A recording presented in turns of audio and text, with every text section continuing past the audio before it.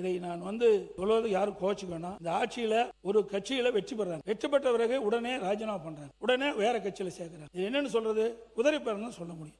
உங்கள் மீது நம்பிக்கை இருந்தால் சட்டமன்ற உறுப்பினர்கள் ரிசைன் பண்ணி தமிழக வெற்றி கழகத்தில் சேர வேண்டிய அவசியம் இல்லை. உங்கள் தலைமை மீது அதிமுக தொண்டர்கள் முழுவதுமாக விலகியதால் தான் தமிழக வெற்றி கழகம் உண்மையான புரட்சி தலைவர் எம்ஜிஆருடைய விசுவாசிகளும் அம்மாவோட விசுவாசிகளும் இன்றைக்கு தமிழக வெற்றி கழகத்தில் இணைந்து பணியாற்றிட்டு இருக்கார்கள். யாரும் இங்கே கூவாத்தூரில் நடந்ததை பற்றி யாரும் பேசவில்லை. இது ஒன்றும் கூவாத்தூர் இல்லை. தானாக முன்வந்து அவர்கள் தலைமை மீது அதிருப்தி கொண்டு அவர்கள் தானாக முன்வந்துதான் ராஜினாமா செய்தார்கள். இங்கே எந்த கூவாத்தூரும் நடக்கவில்லை. உட்காருங்க உட்காருங்க உட்காருங்க. முக்கூர் சுப்பிரமணியம் உட்காருங்க உட்காருங்க. மாண்புமிகு உறுப்பினர் முக்கூர் சுப்பிரமணியம் எச்சரிக்கிறேன், உங்க இடத்துல போய் உட்காருங்க. சொல்றேன் இருங்க, கேட்கறேங்க ஒரு இடத்த இருங்க, கேட்கறேன் உட்காருங்க. நான் முடிவு சொல்லிட்டு நான் உட்காருங்க, நான் சொல்றேன் உட்காருங்க உட்காருங்க. நீங்க ரெண்டு பேரும் சேர்ந்து பேசுறது எனக்கு தெரியும். அமைதியா உட்காருங்க உட்காருங்க உட்காருங்க உட்காருங்க உட்காருங்க உட்காருங்க உட்காருங்க உட்காருங்க உட்காருங்க சார். பின்ன இதுல பேசுறதா? அப்போ உட்காருங்க உட்காருங்க சார், நான் விளக்கம் சொல்றேன். இந்த வார்த்தைக்கு என்ன பண்ணீங்க? உட்காருங்க உட்காருங்க. நாங்களுடைய சொன்ன கருத்து உண்மையிலேயே காயப்படுத்தி இருக்குது. ரெண்டு பேரும் ஒன்னா சேரல, இல்ல நீங்க இருந்த காலத்திலயும் ஒன்னா சேரல, நாங்க இருக்கிற காலத்திலயும் ஒன்னா சேரல என்பதையும் எங்களுடைய உறுப்பினர் என்ன சொன்னார்னா, கழுதை குதிரை என்ற பெயரில் ஏற்கனவே வழக்கு மன்றத்திலே வழக்கு நடைபெற்றுக் கொண்டிருக்கிறது, அது ஒன்றும் தவறான என்று அவர் சொன்னார். அவ்வளவுதான். நீங்க அதுக்காக அவருக்கு நீங்க ரூலிங் கொடுக்கலாம், இல்ல நீங்க அதை சொல்லான்னு சொல்லலாம். நாங்க ரெண்டு பேரும் ஒன்னா சேர்ந்து கொண்டு சொன்னீங்க பாருங்க, அது மாதிரி இல்ல, அது மாதிரி கிடையாது. அந்த அவசியம் எங்களுக்கு தேவையில்லை.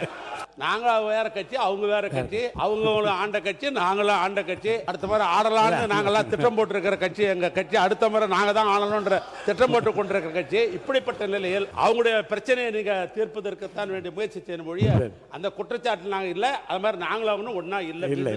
உறுப்பினர் முன்னாள் முதலமைச்சர் திரு எடப்பாடி கே பழனிசாமி அவர்கள் அனைத்து இந்திய அண்ணா திராவிட முன்னேற்ற கழக ஆட்சியில் அம்மாவுடைய அரசு இருக்கின்ற பொழுது 6 மாவட்டங்கள் நிர்வாக வசதிக்காக 6 புதிய மாவட்டங்களை தோற்றுவித்த அரசு அதிமுக அரசு.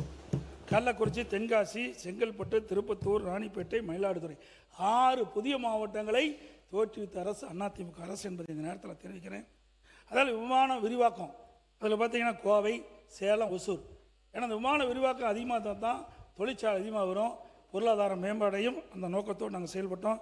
அதேபோல் அதிமுக ஆட்சி இருக்கின்ற பொழுது தூத்துக்குடி, திருச்சி, மதுரை போன்ற விமான விரிவாக்கத்துக்கு நிலத்தை எடுப்பு பண்ணி கொடுத்தோம். அதே போல் இன்றைக்கு அண்டை மாநிலம் ஆந்திரா, கர்நாடகப்படலாம் சர்வதேச விமான நிலையம் அமைக்கிறாங்க. பரந்தூர் விமான நிலையம் நம்ம அமைக்கவில்லை என்று அரசு தெரிவித்து விட்டது, பரந்தூர் விமான நிலையம். ஆனால் சர்வதேச விமான நிலையம் ஒன்று அமைக்கப்பட வேண்டும், அப்போ தான் தொழில் வளம் பெருகும். அதனால் வறட்சியான பகுதியை பார்வையிட்டு அங்கே ஒரு விமான நிலையம் அமைப்பதற்கு, இந்த சர்வதேச விமான நிலையம் அமைப்பதற்கு இந்த அரசு முயற்சி மேற்கொள்ள வேண்டும் என்று கேட்டுக்கிறேன். இன்றைக்கு அண்மையில் மாண்புமிகு முதலமைச்சர் அவர்கள் பல்வேறு இடங்களில் போய் பார்வையிட்டார். அப்போ கழிவுநீர் சுத்திகரிப்பு நிலையம் கொடுங்கோயில் போய் பார்த்தார். அது அனைத்து இந்திய அண்ணா திராவிட முன்னேற்ற கழக ஆட்சியில் அம்மா அடிக்கல் நாட்டப்பட்டு அம்மாவுடைய அரசு கட்டி முடிக்கப்பட்டு நானே போய் திறந்தேன். கடல் நீரை குடிநீராக்கும் திட்டம் நெம்மேலியில், அது அதிமுக ஆட்சியில் தொடங்கப்பட்டது. மெட்ரோ ரயில் திட்டம், ஒரு திட்டத்திற்கு இந்தியாவிலேயே 63,000 கோடி அனுமதி பெற்ற ஒரே அரசாங்கம் அனைத்து இந்திய அண்ணா திராவிட. எதற்காக சொல்லின்னு சொன்னால், அடிக்கடி முதலமைச்சர் அவர்கள் தேர்தல் நேரத்தில் நீத்து போன கட்சி ஆட்சியில் இருக்கின்ற பொழுதுதான் இப்பேற்பட்ட சிறப்பான திட்டத்தை நாங்கள் கொண்டு வந்தோம் நாட்டு மக்கள் என்பதை நேரத்தில் சுட்டி காட்டுகின்றேன். நிலையான ஆட்சி, நன்மை பயக்கக்கூடிய ஆட்சி அதிமுக ஆட்சி என்பதையும் நேரத்தில் தெரிவிக்க விரும்புகிறேன். அதோட கொரோனா காலம், அனைத்து இந்திய அண்ணா திராவிட முன்னேற்ற கழக ஆட்சி அம்மாவுடைய அரசு இருக்கின்ற பொழுது 2014 நான் முதலமைச்சராக இருக்கின்ற பொழுது கடுமையான வறட்சி, சென்னையில் குடிநீருக்கு மிக தட்டுப்பாடு, ரயிலில் தண்ணி கொண்டாந்து கொடுத்தோம். இன்றைக்கு கிராமப்புறத்திலிருந்து நகரப்புற வரை நிலத்தடி நீர் வெற்றி விட்டது. அதை சரி செஞ்சு மக்களுக்கு பாதுகாக்கப்பட்ட குடிநீரை கொடுத்தோம். பிறகு அங்கே டெல்டா மாவட்டத்தில் கஜா புயல், அங்கே டெல்டா மாவட்டம் புரட்டி போட்டு விட்டது.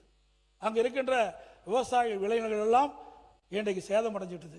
அங்கே இருக்கின்ற மின் கம்பங்கள், டிரான்ஸ்பாரம், துணை மின்கள் அனைத்துமே அந்த புயலால் நொறுங்கி போச்சு. அதையெல்லாம் புயல் வேகத்தில் நிவாரணம் செஞ்சு விவசாயிகளுக்கு தேவையான நிவாரண உதவி செஞ்சோம். அதே போல இந்த மின் கம்பங்கள் எல்லாம் மாற்றி அமைக்கப்பட்டது. அந்த காலகட்டத்தில் அதுக்கு பிறகு கொரோனா, ஒரு ஆண்டு அரசுக்கு வருவாயே மிக மிக குறைவு. அந்த காலகட்டத்திலும் சிறப்பான ஆட்சி கொடுத்தோம். கொரோனாவுக்கு 40,000 கோடி செலவு. அனைத்து இந்திய அண்ணா திராவிட முன்னேற்ற கழக ஆட்சி இருக்கின்ற பொழுது சுமார் 4,85,000 கோடி 2011 2014 வரை. 2011 மாண்புமிகு புரட்சித் தலைவி அம்மாவும் தமிழகத்தினுடைய முதலமைச்சர் பொறுப்பேற்கின்ற போது 1,14,000 கோடியில் கடனில் பொறுப்பு ஏற்றாங்க. அதற்கு பிறகு ஒவ்வொரு திட்டத்திற்கும் குறைந்த அளவு தான் கடன் வாங்கப்பட்டது. கொரோனா காலத்தில் ஒரு வருட காலம் அரசுக்கு வருவாய் கிடையாது. இன்றைக்கு டாஸ்மாக் வருமானம் கிடையாது, பத்திரப்பதிவு வருமானம் கிடையாது, ரோட் டேக்ஸ் கிடையாது, ஜிஎஸ்டி கிடையாது, அதே போல் எக்ஸைஸ் கிடையாது. ஆக இப்படி வருவாய் வருமானம் மிக மிக குறைவு. அந்த காலகட்டத்தில் கூட சிறப்பான ஆட்சி கொடுத்த அரசு அதிமுக அரசாங்கம் என்பதை இந்த நேரத்தில் சுட்டிக்காட்ட விளைகின்றேன். அதோட இன்றைய தினம் அரிசி விலை உயர்ந்துட்டுது. ஒரு கிலோவுக்கு 15 ரூபா உயர்ந்து போச்சு. அந்த கொரோனா காலத்தில் கூட விலைவாசி உயராமல் பார்த்து கொண்ட அரசு அதிமுக அரசு. இன்றைக்கு அந்த கொரோனா காலத்தில் மக்கள் வெளியிலே போய் வேலைக்கு செல்ல முடியாத நிலை, ஏழை எளிய மக்கள் எல்லாம் பாதிக்கக்கூடாது என்பதற்காக ரேஷன் கடையில் ஒரு வருஷம் விலை இல்லாமல் இன்றைக்கு அரிசி கொடுத்தோம், பருப்பு கொடுத்தோம், சர்க்கரை கொடுத்தோம், எண்ணெய் கொடுத்தோம், குடும்பத்துக்கு 1000 ரூபா கொடுத்தோம், தைப்பொங்கல் போது 2,500 ரூபா கொடுத்தோம். அத்தனையும் கொடுத்தோம். 4,80,000 கோடி தான் கடன் என்பதை அவையினுடைய கவனத்துக்கு கொண்டு வரேன். இன்றைக்கு என்னுடைய தொகுதி பிரச்சனை, ஒரே ஒரு பிரச்சனை. நான் அண்மையில் என்னுடைய தொகுதிக்கு சென்ற போது அந்த கூட்டுக்குடி திட்டத்தில் அங்கே நங்கவள்ளி பேரூராட்சி, வனவாசி பேரூராட்சி, ஜலடாபுரம் பேரூராட்சி 3 பேரூராட்சிலையும் அந்த வருகின்ற தண்ணி புழு வருது. இல்லை, அதில் சரியாக ட்ரீட்மெண்ட் பண்ணல. அதை ட்ரீட்மெண்ட் பண்ணி ஒரு சுகாதாரமான தண்ணீரை வழங்க வேண்டும் என்று சம்பந்தப்பட்ட துறை அமைச்சருடைய கவனத்தை கொண்டாடுறேன்.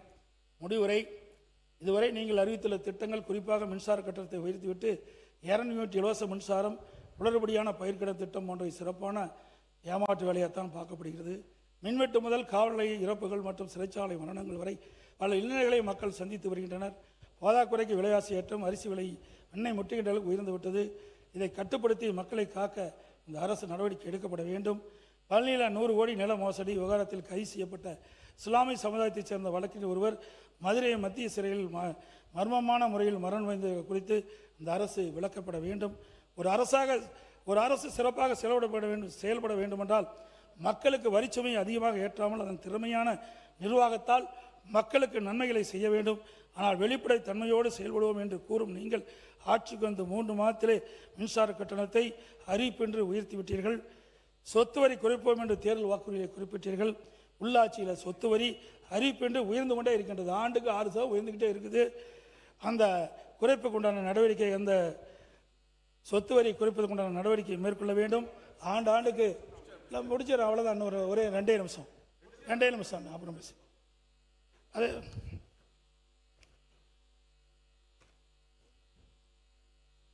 பட்ஜெட்டில் புதிய அரசுக்கான புதிய புத்தியோ முன்முயற்சிகளோ மாற்றத்தை ஏற்படுத்தும் திட்டங்களோ எதுவும் இல்லை. முந்தைய அரசின் இடைக்கால நிதி அறிக்கையில் சிறிது ஜோடனை செய்து திருத்த வரவு செலவு அறிக்கை சமர்த்திருக்கிறீங்க. நீங்கள் தந்தை பெரியார், பெருந்தலைவர் கோட்டத்துக்குடி காமராஜர், அண்ணல் அம்பேத்கர், மரியாதைக்குரிய வீரமங்கை நீலாட்சியார் மற்றும் மரியாதைக்குரிய அஞ்சலி அம்மாள் போன்றவர்களை கொள்கை தலைவர்கள் என்று கூறுவீர்கள். அவர்கள் எந்தெந்த கொள்கையில் நீங்கள் பின்பற்றுகின்றீர்கள், முன்னெடுத்திருக்கின்றீர்கள் என்று இதுவரை தெளிவுபடுத்தவில்லை. அந்த கொள்கை முன்னெடுக்க என்ன திட்டங்களை வகுத்துள்ளீர்கள் என்று விவரம் இந்த நிதி அறிக்கையில் இல்லை. இதுவும் எப்போதும் பேசுவதில் ஒரு ஏமாற்று வேலை தானா? கடந்த 3 மாதங்கள் இந்த அரசின் குறிப்பிடத்தக்க சாதனை என்னவென்றால், இதை நான் சொல்வது யாரும் கோச்சிக்க வேணாம். இந்த ஆட்சியில் ஒரு கட்சியில் வெற்றி பெறாங்க, வெற்றி பெற்ற பிறகு உடனே ராஜினாமா பண்ணுறாங்க, உடனே வேற கட்சியில் சேர்க்குறாங்க. இது என்னன்னு சொல்றது? குதிரை பேரம் சொல்ல முடியும். இப்படிப்பட்டதெல்லாம் தவிர்க்க வேண்டும் என்று பொதுப்பணித்துறை அமைச்சர் அவர்கள். அன்புமிகு பேரவைத் தலைவர்களே, குதிரை பேரம் அப்படிங்கிற வார்த்தையை அவையிலிருந்து நீக்கணுங்கிறது கேட்டுக்கிறோம். 2017 புரட்சித் தலைவி அம்மாவுடைய ஆட்சிக்கு எங்களுக்கும் உடன்பாடு உண்டு. 2017க்கு அப்புறம் வந்த உங்களுடைய ஆட்சிக்கும் எங்களுக்கும் உடன்பாடு இல்லை. அது ஏனென்றால் உண்மையான அதிமுக கிடையாது, அது அம்மாவுடைய அதிமுக கிடையாது. குதிரை பேரம்னு சொல்றதுக்கு நான் விளக்கம் கொடுக்கணும். அம்மாவோட அதிமுக இருக்கிற வரைக்கும் நீட் கொண்டு வரப்படவில்லை, ஜிஎஸ்டி கொண்டு வரப்படவில்லை, சிஏஏ கொண்டு வரப்படவில்லை, சிஏஏ கொண்டு வரப்படவில்லை. உங்களுடைய ஆட்சியில் தமிழகத்தினுடைய நலனுக்கு எதிராக டெல்லியுடன் சரண்டர் ஆனீங்க நீங்க. அதனால்தான் எங்களோட முதலமைச்சர் நீத்து போன அதிமுக சொன்னார். அதனால உங்கள் மீது நம்பிக்கை இருந்தால் சட்டமன்ற உறுப்பினர்கள் ரிசைன் பண்ணி தமிழக வெற்றி கழகத்தில் சேர வேண்டிய அவசியம் இல்லை. உங்கள் தலைமை மீது அதிமுக தொண்டர்கள் முழுவதுமாக விலகியதால் தான் தமிழக வெற்றி கழகம் உண்மையான புரட்சி தலைவர் எம்ஜிஆருடைய விசுவாசிகளும் அம்மாவோட விசுவாசிகளும் இன்றைக்கு தமிழக வெற்றி கழகத்தில் இணைந்து பணியாற்றிட்டு இருக்கார்கள். அதனால உங்களுடைய வார்த்தைகள் குதிரை பேரம் சொல்வது என்பது தவறு. கிட்டத்தட்ட 40 நிமிடம் பேசிக் கொண்டிருந்தார் முன்னாள் முதலமைச்சர் அவர்கள். நாங்கள் எதுவும் பேசவில்லை. ராஜினாமா செய்ய வேண்டியது அரசியலமைப்பின்படி எல்லோருக்கும் உரிமை இருக்கிறது. ஒரு கட்சி தலைமை மீது நம்பிக்கை இழக்கும் பொழுது முன்னாள் அமைச்சர்களும் சரி எம்எல்ஏக்கும் சரி விலகி மாற்று கட்சிக்கு சேருவது இயல்பு. அதனால் அவையில் தேவையில்லாமல் சில வார்த்தைகளை சொல்லக்கூடாது எங்களுடைய தாழ்மையான வேண்டுகோள். உறுப்பினர் எரிசக்தி துறை சட்டத்துறை அமைச்சர், சட்டத்துறை அமைச்சர் அவர் சொல்லி முடிச்சிருங்க. பேசுங்க, ஏதோ சொல்லணும். இடையில குறுக்கிட்டாதீங்க. கடைசியா பேசுங்கன்னு சொன்ன, கடைசியா இப்ப பேசுங்க. மாண்புமிகு பேரவைத் தலைவர் அவர்களே, மாண்புமிகு முன்னாள் முதலமைச்சர் பேசும்பொழுது மின்சார கட்டணம் உயர்த்தப்பட்டுள்ளதா சொல்லியிருந்தார். அந்த மாதிரி எந்த வகையிலும் மின்சார கட்டணம் உயர்த்தப்படவில்லை. அது இல்லாமல் மதுரையில் இந்த சிறைவாசி, அதாவது சிறைத்துறையில இதுல சிறையில் இருந்தவர் மரணம் அடைந்தான்னு சொல்லியிருக்கார். உடல்நலம் சரியில்லாமல் மரணம் அடைந்தார். அது குறித்து விரிவாக அனைத்தும் அறிக்கையும் கொடுக்கப்பட்டுள்ளது. கடைசியாக இந்த குதிரை பேரம் என்பதை ஏற்கனவே பல முறை பேசிவிட்டோம். அதை பத்தி பேசக்கூடாது என்பது சொல்லிவிட்டோம். ஏற்கனவே இதை பற்றி நான் சொன்னேன். குதிரை பேரம் இல்லை, கழுதை பேரம் இல்லை, முடிச்சிருங்க, பேசக்கூடாது, நீக்கப்படுகிறது சொன்னேன். இப்போ அந்த வார்த்தை நீக்கப்படுகிறது. யாரும் இங்கே கூவாத்தூரில் நடந்ததை பற்றி யாரும் பேசவில்லை. இது ஒன்றும் கூவாத்தூர் இல்லை. குதிரை அவர்கள் தானாக முன்வந்து அவர்கள் தலைமை மீது அதிருப்தி கொண்டு அவர்கள் தானாக முன்வந்துதான் ராஜினாமா செய்தார்கள். இங்கே எந்த கூவாத்தூரும் நடக்கவில்லை. அவை முன்னவர்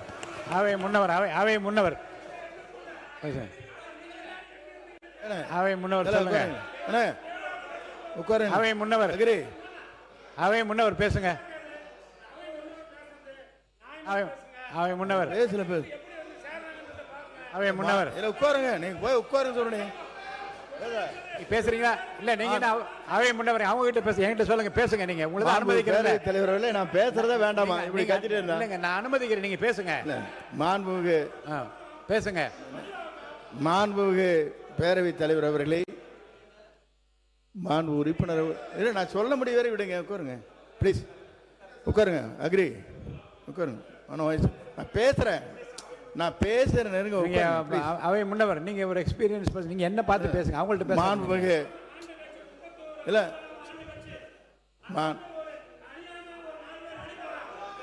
மாண்புமிகு